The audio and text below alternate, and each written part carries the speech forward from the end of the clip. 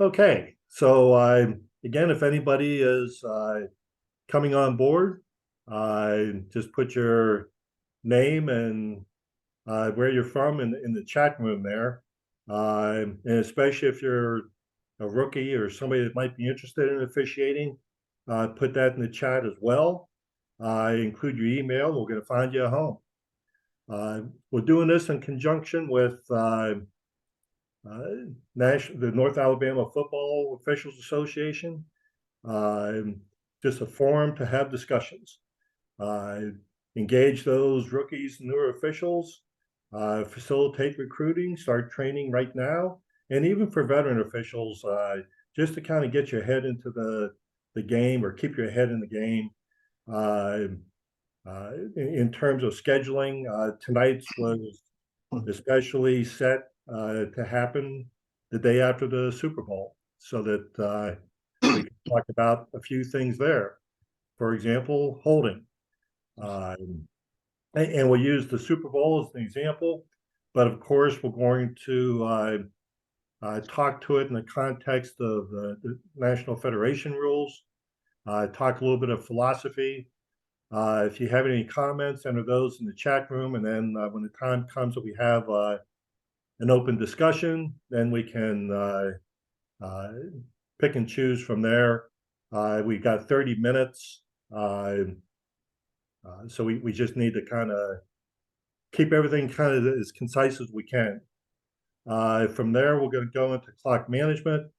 Again, we're going to look at that NFL playoff between Cincinnati and Kansas City. And again, we'll talk about it in the context of federation rules, mechanics, philosophies. And then if we have time at the end, we'll get into some kick-catch interference. So I want to start with the whole defensive holding at the end of the game last night. So if there's any debate about whether he was holding or not, the Eagles cornerback, James Bradberry, manned up and said, yep, I was holding. I tugged his jersey, and I was hoping I would let it slide. So on the Federation side of things, it's Rule 9-2-3. And I'm just showing subparagraph C and D on this. You can read the rest of it on your own. But you're just hooking, locking, clamping, grasping, encircling, or holding in an effort to restrain an opponent. And that's the main piece there, is just what is restraint. And the NFL's got their 5 yards off the line of scrimmage rule. We do not in high school. But once that receiver is no longer a potential blocker, and typically he's standing next to you at that point, then you can't contact him then. So I got a picture of the juggler down there in the bottom left. And those are the kind of things that we really have to think about, is just really what is restraint. And when I saw that tug last night at the high school level, I probably wouldn't call that.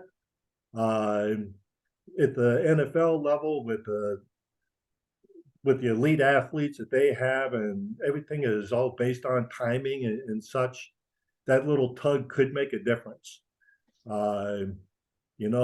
Nothing is better for a holding call than to see that jersey stretch where everybody up in the stands sees it happening, or you're actually hugging that opponent and making it obvious that there's restraint.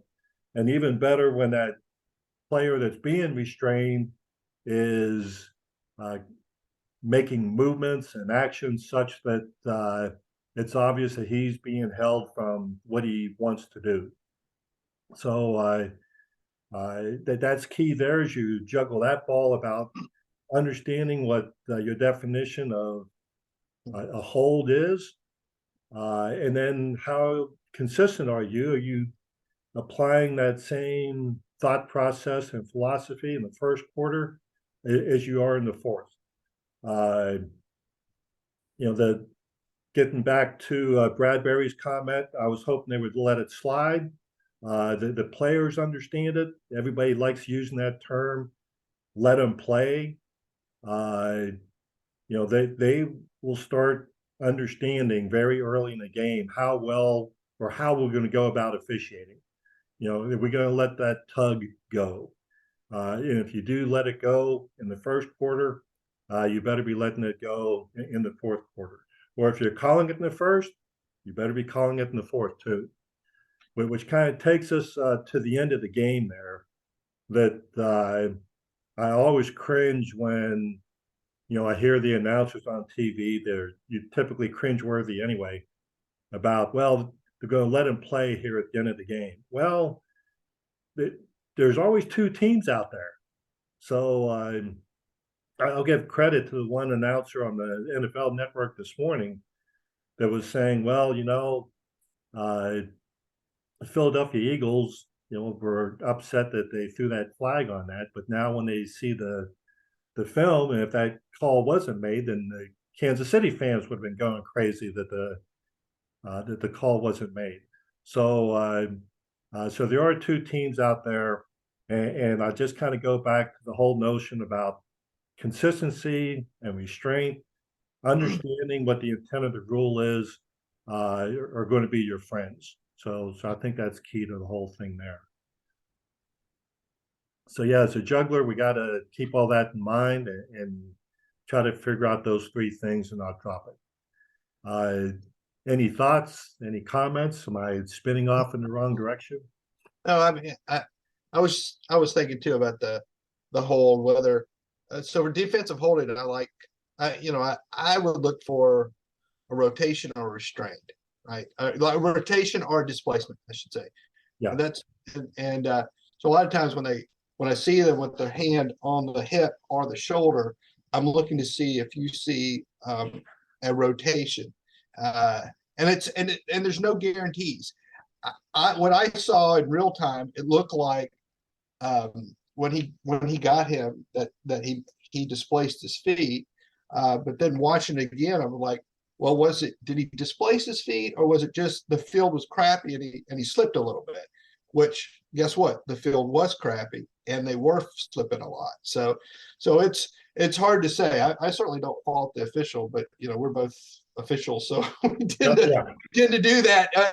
The room I was in that watching the Super Bowl, they all thought it was a terrible call and it cost them the game, and it was, that's just a different side. But I mean, I didn't think it was a terrible call, but like you, I think I would have let that go, but I would have let it go in the first and the fourth quarter. Yeah. Well, and that's yeah. I mean, one of the things that we want to do in these sessions too is stay away from criticizing officials or anything like that, because we were not the ones on the field, but kind of use these examples because one, they're first and foremost in people's minds right now, and other just to kind of say, well, what would we do with that if we see it on a Friday night or a Thursday night, whenever things kind of happen like that. And again, from an administrative note here, if anybody is showing up, just put your information in there. You can chime in as we move on through the. Do you need my information? Do you need my information? No, we'll be good. Okay. Okay.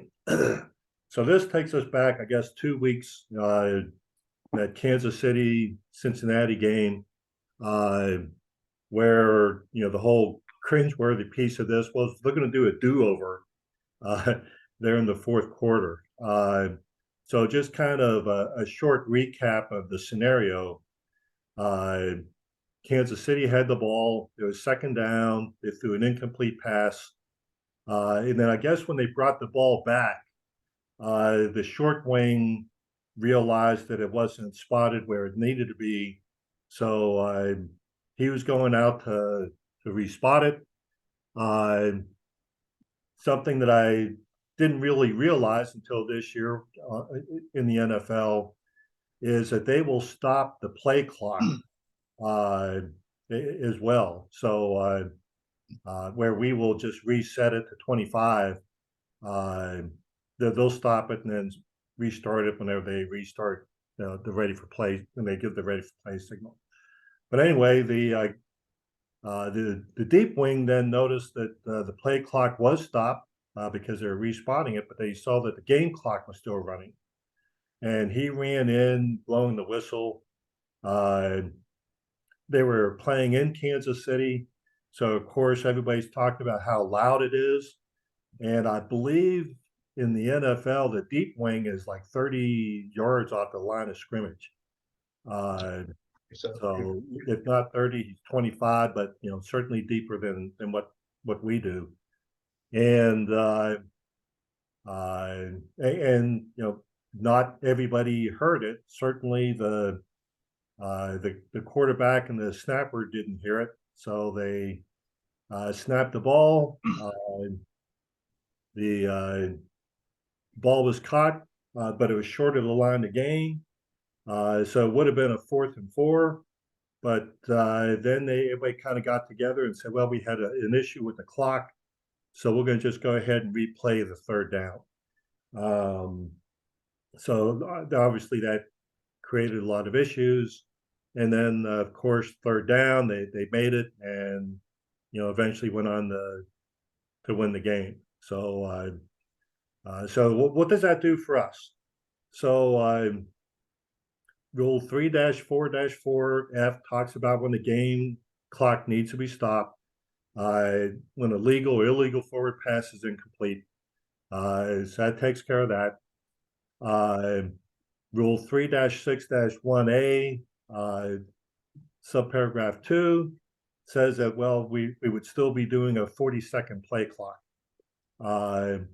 Now, if there's ever an error on the game clock, 348 says the referee can correct that if discovered before the second live ball foul following the error. And oh, by the way, if the play clock is having problems too, 349 says that we can correct that if we discover it before the snap.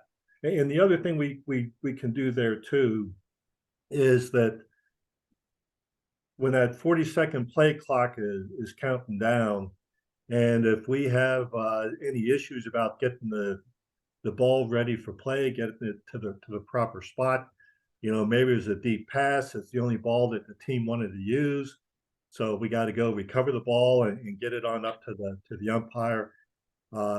Typically, if we don't get that ball set before 25 seconds left on that play clock, a lot of times we'll just go ahead and reset it to 25, give the ready for play, and then move on from there. So those are the rules we have associated with that. So let's kind of look at mechanics here too. So first of all, if we realize that there's a problem, blow that whistle, blow it loud, blow it long, get everybody's attention, because one of the issues that was really happening there in that NFL game is that you really don't know how many of the players heard that whistle. And even though the ball was snapped and there was action going on, that they said, well, I don't need to participate in this, so I'm just going to stand here and watch what happens. So that's just not a good look. Come in hard. I think that deep wing did the best that he could. Again, it was pretty loud there at Arrowhead Stadium, so maybe not everybody heard it. But there is film of him sprinting about as fast as he can, trying to kill the clock and blowing the whistle. And of course, if we suddenly realize that there is an issue and the play does happen, let it go. And we can always invoke Rule 348 to say, oh, by the way, there was 10 seconds that ran off the clock more than it should have. Fix it and then move on to the next one. For us, also, it's important to understand this transition that we all go through from the time that the play is over We have dead ball officiating that we need to engage in, and we got to get into our pre-snap routines. Uh, so as a deep wing official, we typically have a little bit more luxury in trying to identify what's happening to the clock as compared to the short wing officials that are doing things like making sure that the ball gets spotted where it needs to be, that the chains are doing what they should be doing or not doing. So, we all have duties and responsibilities. Uh, so as soon as the play is over, you know, as many of us as we can should just take a quick look up at that game clock there. And in our mind, is it running or not? I'm not there trying to remember exactly what that time is. I just want to see that that last digit changed from whatever it was to whatever it is now. Or if it shouldn't be changing, that I'm making a conscious effort to make sure that and typically I'll turn towards the press box and give my stop the clock signal, hoping that he can pick me out and quickly stop that. Well, Now, with all those things that are going on, especially for those times that we may have a penalty that we need to enforce, or what we're trying to break up something during the dead ball period there. About 2 years ago, one of the folks one of the deep wings out in New Mexico just showed me what he does. I wear a second down indicator. My regular down indicator I have on my left hand. Now I wear one on my right hand to try to keep track of the clock status. So when I have it draped up over my thumb, it's on my thumb. So that means the clock needs to be on and hot. And if it's an incomplete pass, then the game clock is off and I just have it dangling there in the wind. So it's one of those situations where I quickly just establish that. That way, if anybody has any questions later on about if we supposed to be hot or not, I at least have a reference that says, well, yeah, it is or it isn't. But we don't want to get overly wrapped up on the game clock because there is some definite dead ball officiating that we have to get through, and then go through our pre-snap routines of, okay, what is the down and distance? What is that clock status, and do our counts and finding our key, our initial responsibility, and all that sort of a thing. So definitely watch that clock. When it comes to the play clock, I kind of do the same thing. The play is over, then I'm kind of looking to see if that 40-second clock has started, and usually by time I get around to looking for the play clock, it's probably there in the upper 30s or something. I'm not staring at it to make sure that the play clock operator, starts it exactly at 40. You just have to assume that they did set it at 40 and it's starting to count down. And if it seems like that has run probably farther than what it should have, then that's when I'm probably getting a hold of the white hat and saying, we may need to just reset this to 25. So that's kind of a save the crew operation there. Any thoughts on that? Yeah. So just I guess a couple of things. One is I think in the NFL, and you may know this better than I do, the deep wing opposite the press box, the primary job is pre-snap is the game clock.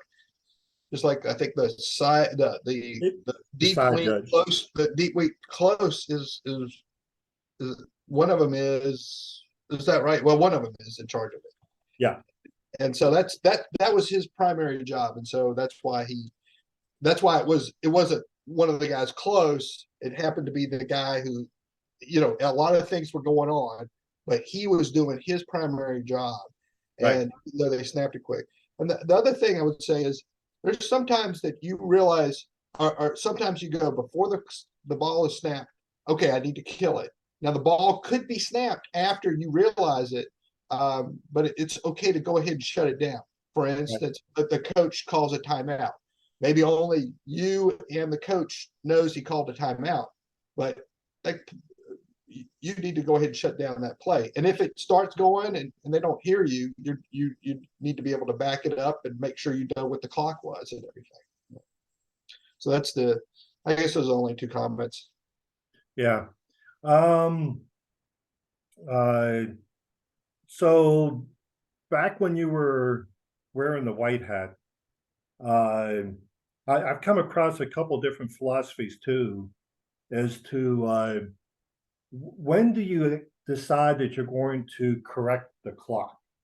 Uh, uh, if we're off 2 seconds in the first quarter, we're probably not going to, you know, interrupt the game to try to put those 2 seconds back up. And I think somewhere along one of my one of my camps that I went to, I think somebody made a comment that it's 5 and 5. That if That's you're exactly what I was going to say. That was mine. 5 seconds and 5 minutes to go in a half. So yeah those are sort of the thing. If it's more than 5 seconds, go ahead and correct it. And if it's at 5 minutes to go in the half, go ahead and correct it. yeah so that's probably a pretty good little rule of thumb there, and also to provide a little bit of consistency too. Mhm. Uh, Yeah, I haven't heard that here, but that was in other associations. That was sort of the rule of thumb. yeah, that's yeah, I haven't heard that here as well. Yeah, I heard it in other places. So uh, okay, well, I've got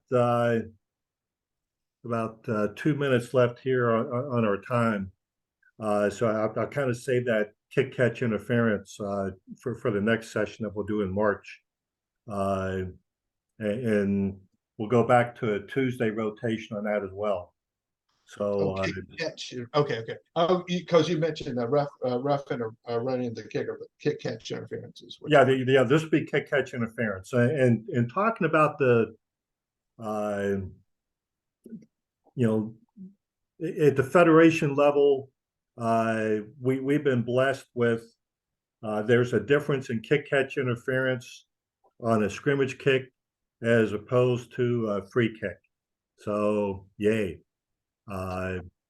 It could be one of those things that would cause confusion on a Friday night, but again, just need to understand what the rules are, and this is a free kick, and this is the rules that we follow for kick catch interference there versus the kick catch interference on a scrimmage kick. So we'll hit those on the 7th of March. So, all right. Well, that'll take care of what we needed to do here tonight.